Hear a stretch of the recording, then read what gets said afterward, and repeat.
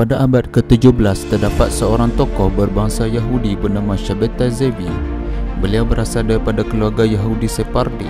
Sephardi ini adalah keturunan Yahudi berasal dari Spanyol atau Portugal, dan mereka ini digelar The Jew of Spain.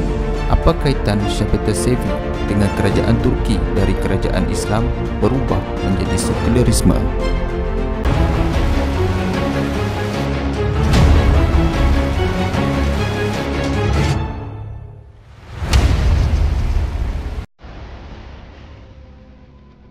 Zevi mula mempelajari tradisi mistik Yahudi dikenali sebagai Kabbalah sejak dari muda, dan ilmunya sangat tinggi sehingga dia mendakwa dirinya sebagai Mesias.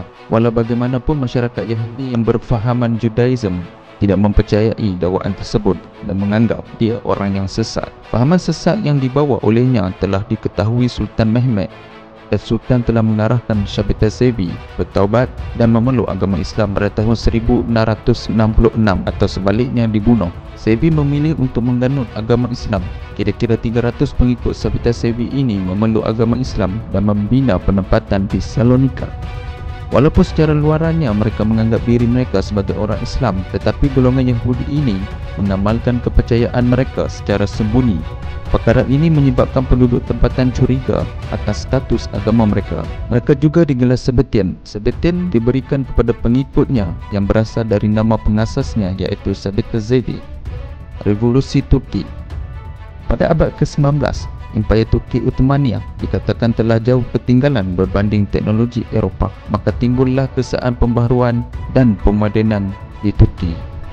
Selepas itu terbitlah reformasi Tanzimat. Reformasi untuk membentuk semula sistem pendidikan, politik dan ekonomi. Ia dianggap sebagai usaha memodernkan Turki. Ketika inilah Yahudi Donmeh memulakan pengaruhnya. Donmeh bermaksud berpaling, di mana rakyat Turki gelarkan kepada Shabtai Zevi dan pengikutnya kerana berpura-pura menjadi Islam. Zevi adalah pemulanya bagi kelompok Yahudi ini, walaupun ketika di zamannya pengaruhnya tidak terlalu kuat kerana ketika itu Empayar Uthmaniyah masih utuh dan kuat.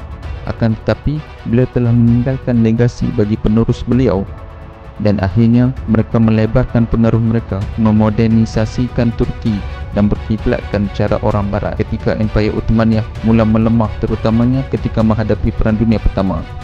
Kemunculan Mustafa Kemal Atatürk,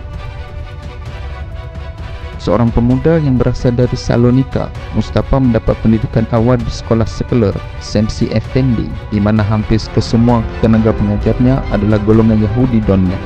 Atatürk menjadi terkenal kerana peranannya dalam menjamin kemenangan Turki Uthmaniyah pada Perang Gallipoli semasa Perang Dunia Pertama. Berikutan dengan peranan besarnya itu, beliau mendapat pengaruh yang besar dalam kepimpinan revolusi Turki moden. Kemudian dengan kelemahan pemimpin Empayar Uthmaniyah dan seterusnya empayar yang dibina berabad runtuh, dia memimpin gerakan nasional Turki yang menentang pemisah tanah besar Turki di antara kuasa bersekutu. Beliau kemudian menjadi pemimpin revolusi dan presiden Turki yang pertama. Beliau memerintah dari tahun 1923 sehingga tahun 1938. Beliau telah membentuk semula aspek kehidupan rakyat Turki agar bersesuaian dengan tuntutan semasa yang dikenali sebagai ideologi Kemalisme, yang bertujuan untuk menyediakan Turki ke arah negara moden, demokratik dan sekular. Atatürk digambarkan oleh pihak bersekutu dan wartawan Istanbul sebagai ahli kemal, iaitu ketua perompak. Lobarfor dalam konteksnya menyebut Mustafa Kemal Atatürk paling dahsyat dari semua orang Turki yang dahsyat. Atatürk juga telah mengubah tulisan dari abjad Arab ke abjad Latin, iaitu Rumi, dan menjadikan azan di dalam bahasa Turki. Dede, sen niye ezan okumuyorsun? Ezan-ı Muhammedi bu değil evlat. Bu değil.